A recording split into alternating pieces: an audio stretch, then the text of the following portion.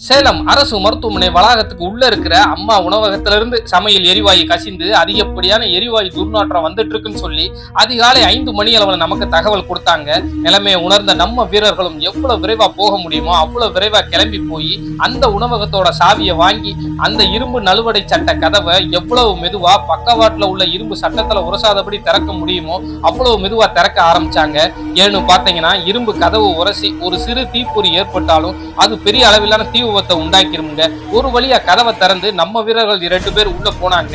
அங்க இருந்து சமையல் எரிவாயு உருளையில இருந்து தாங்க அங்க வாயு கசிந்து போய்கிட்டு இருந்துச்சு. உடனே நம்ம வீரர்கள் அந்த எரிவாயு உருளையோட கட்டுப்படுத்திய நல்லா அடைச்சு விட்டு உருளை மீது இருந்த பானையை மெதுவா தூக்கி கீழே வச்சுட்டு அதுக்கப்புறம் அந்த கட்டுப்படுத்தி முழுவதையும் கலட்டி விட்டு அந்த உருளைய அப்படியே அச்சா வெளியே தூக்கிட்டு வந்துட்டாங்க. அதுக்கப்புறம் அந்த அறைக்குள்ள போய் மற்றொரு கதவு சாளரம் அப்படின்னு எல்லாத்தையும் திறந்து விட்டு எரிவாயு துர்நாற்றம் முழுவதும் அந்த அறையை விட்டு வெளியே போனதுக்கு அப்புறமா தாங்க நம்ம வீரர்கள் அங்கிருந்து கிளம்பி வந்தாங்க.